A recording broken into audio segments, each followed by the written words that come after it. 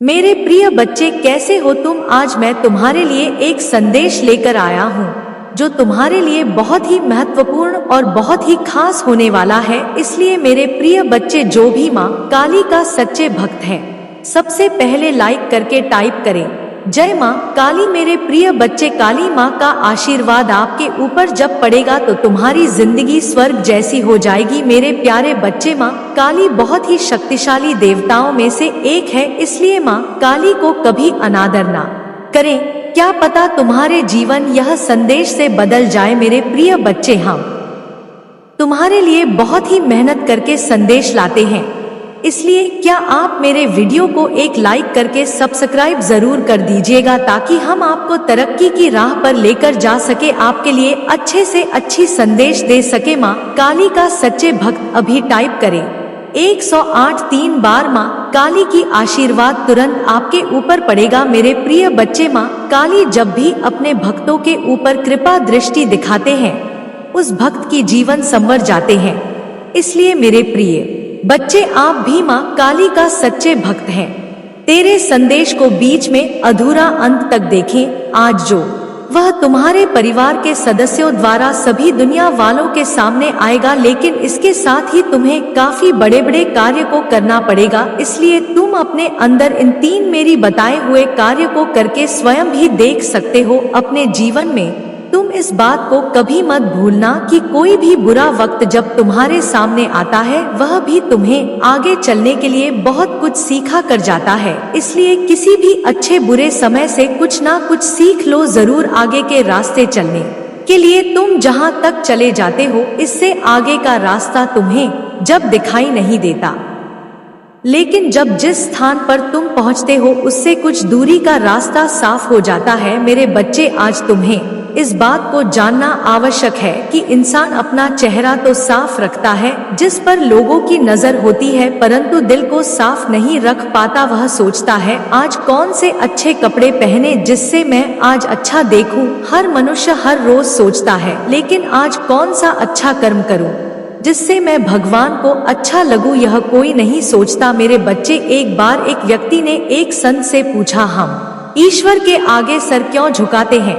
तो संत ने बहुत सुंदर उत्तर दिया, हम हमारी सारी चिंताएं हमारे मस्तिष्क में निवास करती हैं, और जब हम ईश्वर के आगे सर झुकाकर प्रणाम करते हैं तो वह चिंता हमारे मस्तिष्क से निकलकर ईश्वर के चरणों में पहुंच जाती है और हम चिंताओं के बोझ से मुक्त हो जाते हैं। मेरे बच्चे, आज मैं तुमसे केवल यही कहने आई हूँ, अपनी अंतरात्मा को कभी मरने मत देना और अपने अहंकार को कभी साथ चलने मत देना, क्योंकि जब भी तुम कुछ गलत करने की सोचते हो तो तुम्हारी अंतरात्मा तुम्हें जरूर चेतावनी देती है, परंतु तुम्हारा अहंकार सुनते नहीं देता। इसलिए हमेशा अहंकार का त्याग करो। सुख और दुख दोनों ही जीवन का हिस्सा है, दोनों ही तुम्हारे लिए इम्तिहान है। सुख इम्तिहान है तुम्हारे अहंकार का और दुख इम्तिहान है तुम्हारे सब्र का। हर परिस्थिति में तटस्थ रहो, ईश्वर के शुक्र गुजार रहो, हमेशा उन्हें धन्यवाद दो। कहो, हे ईश्वर, जो कुछ आपने दिया, जो कुछ आपने नहीं दिया और जो कुछ आपने देख कर ले लिया, उस हर बात के लिए आपका धन्यवाद। जो कुछ आपने दिया है वह आपकी कृपा है, जो कुछ आपने नहीं दिया उसमें हमारी भलाई है, और जो कुछ आपने देख कर लिया वह हमारा इम्तिहान है। मेरे बच्चे, जीवन में सब अच्छा ही हो ऐसा कभी नहीं होता, अच्छा बुरा दोनों को मिलाकर जीवन बनता है। अच्छे बुरे दोनों तरह के लोग जीवन में आते हैं, तुम्हें सबका धन्यवाद करते चलना है। धन्यवाद उन लोगों के लिए जो तुमसे नफरत करते हैं, क्योंकि उन्होंने ही तुम्हें मजबूत बनाया है। धन्यवाद उन लोगों को कहो जो तुम्हें प्यार करते हैं, क्योंकि उन्हीं लोगों ने तुम्हारा दिल बड़ा किया है। धन्यवाद उन लोगों को कहो जो तुम्हारे लिए परेशान होते हैं, क्योंकि उन्होंने ही तुम्हें बताया कि वह तुम्हारा कितना ख्याल रखते हैं। धन्यवाद उन लोगों को कहो जिन्होंने तुम्हें अपना बनाकर छोड़ दिया, क्योंकि उन्होंने तुम्हें एहसास दिलाया कि दुनिया में हर चीज आखिरी नहीं होती। धन्यवाद उन लोगों को कहो जो तुम्हारी जिंदगी में शामिल हुए और तुम्हें ऐसा बना दिया जैसा तुमने कभी सोचा भी नहीं था। और सबसे ज्यादा धन्यवाद अपने भगवान का, जिन्होंने हालात का सामना करने की हिम्मत थी है। कहो, हे मेरे ईश्वर, अगर आपका कुछ तोड़ने का मन करे तो मेरा गुरूर तोड़ देना, अगर आपका कुछ जलाने का मन करे तो मेरा क्रोध जला देना। मेरे बच्चे, तुम्हें मेरा संदेश प्राप्त होना कोई आम बात नहीं है, बल्कि मैं तुम्हारी माँ एक ऐसी बात से अवगत कराना चाहती हूँ जो यह संदेश के द्वारा प्राप्त होने वाला है। मेरे बच्चे, तुम्हें आने वाले 2 दिनों में वह प्राप्त होगा जिसको प्राप्त करने के लिए इस संसार का हर व्यक्ति तरस रहा है। और वह क्या है, वह मैं तुम्हें बताऊंगी और समझाऊं कि तुम्हें किस तरह से उस कीमती चीज को प्राप्त करना है। इसलिए मेरी बातों को सुनना और धैर्य से समझना, मेरी आंसुओं को नजरअंदाज करने की गलती मत करना। मेरे बच्चे, मेरे हृदय का तुम्हारे साथ अटूट प्रेम होने के कारण ही मेरे हृदय को तुम्हारे कार्य से अधिक दुख हो रहा है। तुम ऐसा कार्य क्यों करते हो जो हमारे मन को बहुत दुख पहुंचाता है? अब तुम्हें वह कार्य नहीं करना चाहिए जिससे मुझे तकलीफ हो। इसलिए मेरी बातों को ध्यानपूर्वक सुनो और समझो, क्योंकि यदि तुम ऐसा करते रहे तो तुम आगे के लिए अपना मार्ग बंद कर रहे हो। जब इंसान के पास कुछ नहीं होता तब वह सभी देवों को पूजता है, मानता है और प्रार्थना करता है, सभी नियम धर्मों को निभाता है। ऐसा व्यक्ति जो अपनी समस्या से परेशान है 2 घंटे बैठकर मंत्र का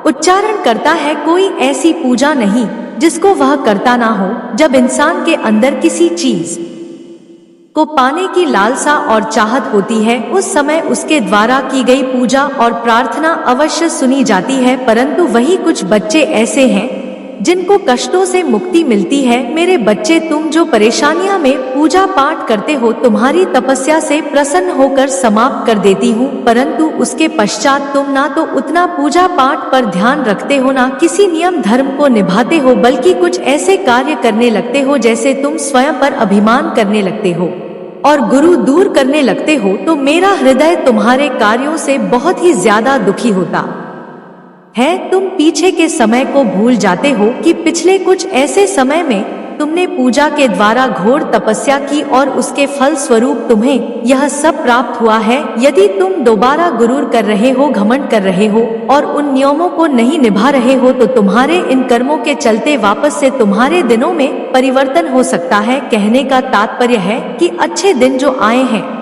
उनकी अहमियत को समझो और सदैव नियमों को निभाते हुए यह सोच रखो कि तुम्हारे बुरे दिन कभी नहीं आए, सदैव अच्छे दिन रहे। इस संसार में हर व्यक्ति का नियम है, मुझे बुरे दिनों में तो सभी याद करते हैं और अच्छे दिनों में भूल जाते हैं। मेरे बच्चे, जो अच्छे दिनों में मुझे याद करते हैं उनके सामने कभी बुरे दिन नहीं आते, उनका जीवन हमेशा खुशहाल रहता है। इसलिए तुम भी मुझे अच्छे दिनों में याद किया करो और यह बातें मुझे बहुत ज्यादा प्रिय है। इसलिए यदि तुम ऐसी बातों को ध्यान रखते हो तो तुम्हें जीवन के आगे के रास्तों में कांटों का सामना नहीं करना पड़ेगा। जीवन में आ रही सभी परेशानियों, कष्टों को मैं हर लेती हूँ। मेरे बच्चे, लापरवाही जीवन को कई बार खतरों में डाल देती है। यह महत्व नहीं रखता कि पूजा तुम किस समय कर रहे हो, बस तुम्हारे सच्चे मन से श्रद्धा भावना से की गई पूजा मुझे बाध्य कर देती है और मैं तुम्हारी सभी इच्छाओं को पूर्ण कर देती हूँ।